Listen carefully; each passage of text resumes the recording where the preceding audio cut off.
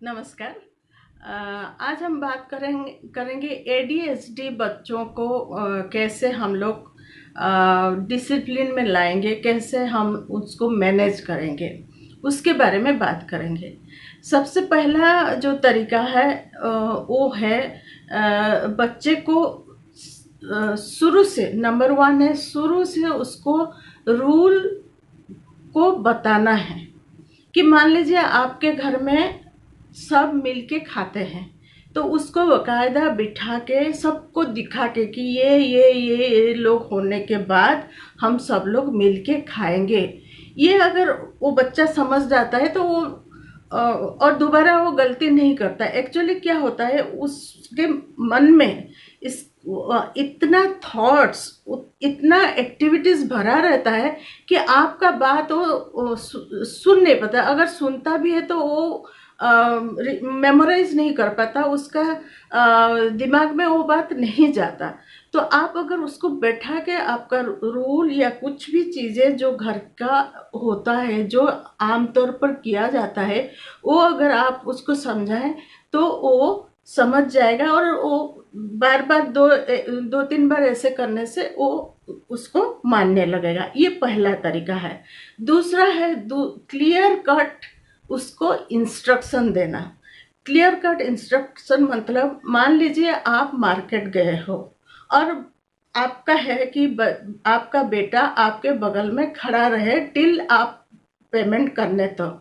तो आप उसको क्लियर उसका नाम लेके, रवि तुम यहाँ जब तक मैं पेमेंट ना करूं तुम इधर से कहीं नहीं जाओगे, इधर खड़े रहोगे। इस तरह का क्लियर इंस्ट्रक्शन उसको दिया जाएगा। खड़ा रहो बोलने से वो उतना उसका दिमाग में वो जाके वो मेमोराइज नहीं होगा। वो उसका दिमाग में वो इतना वो वीव नहीं हो पाएगा। उसको क्लियर इंस्ट्रक्शन देने से वो समझ जाएगा और वो उसको इम्प्लीमेंट भी करेगा। तो तीसरा है कि आप बहुत ज़्यादा परफेक्शन उससे उम्मीद मत रखिए। वो थोड़ा इधर उधर का करेगा ही करेगा, क्योंकि वो ओवर एक्टिव चाइल्ड है, उसको बहुत कुछ करना होता है उसके दिमाग में। तो जब वो होमवर्क फिनिश कर देगा आप टॉफी दीजिए। ये हमेशा व्हेन एंड देन, हमेशा वो करते करते वो समझ जाएगा और थोड़ा समझ जाएगा कि इसके बाद मुझे ये मिलना है। तो ये होता है उसको डिसिप्लिन करने का और एक तरीका। पांचवा तरीका है कि आप कुछ पॉइंट्स या टोकन बनाइए। जैसे कंटिन्यूसली तुम 8 दिन तक अगर होमवर्क बिना कोई डिस्टर्ब किए कर लेते हो तो मैं तुमको बाहर आउटिंग के लिए ले जाऊंगा। इस तरह का टोकन बनाइए, तो उसमें भी उसको 8 दिन तक वो चुपचाप रहेगा, वो करता रहेगा। और उसके बाद उसको रिवार्ड दीजिए, तो उससे भी उसका डिसिप्लिन बना रहेगा। ये तो गया छोटे बच्चों का। एडल्ट का क्या है, क्योंकि उनको होता है कि अचानक से हाइपर बाइंग, कहीं भी अचानक से घूम जाना, स्मोकिंग बहुत ज़्यादा करना, ये हाइपर चीज़ें आजकल ADHD अफेक्टेड यंग मास में बहुत ज़्यादा हो रहा है। तो इसको कैसे टेम किया जाए? किसी ने कहा है कि 66% लोगों का तो फ्रंटल लोब डिफेक्टिव नहीं है, कोई अलग वजह है जिसके वजह से ये हो रहा है।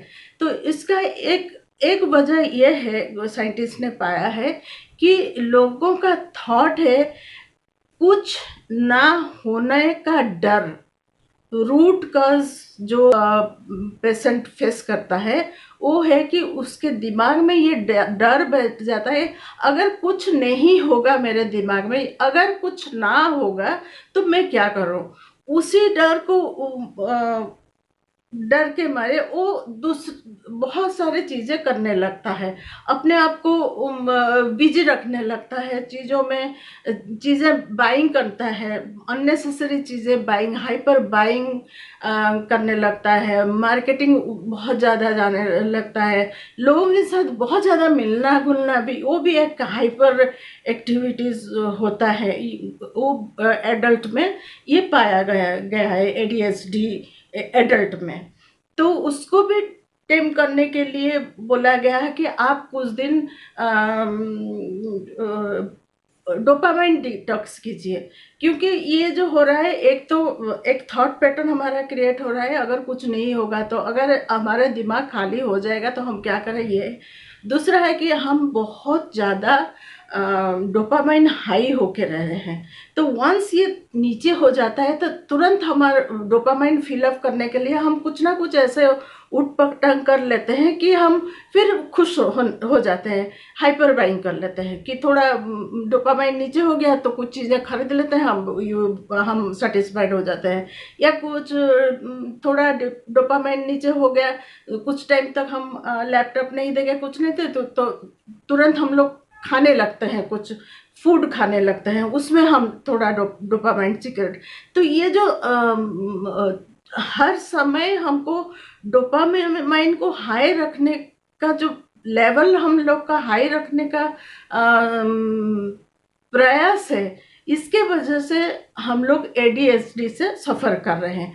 तो हम कोशिश करते हैं, हम जब हमको पता चल गया कि ये हमारा हैबिट हो गया कि डोपामाइन को हम लोग को हाई करने का हम लोग का हैबिट है, तो हम लोग कोशिश करेंगे कि ऐसे हम डोपामाइन डिटॉक्स करेंगे, 1 दिन करेंगे, 2 दिन करेंगे, इस तरह का करके भी हम लोग एडीएचडी से लड़ सकते हैं। धन्यवाद। अगर मेरा चैनल आपको अच्छा लगा तो सब्सक्राइब कीजिए।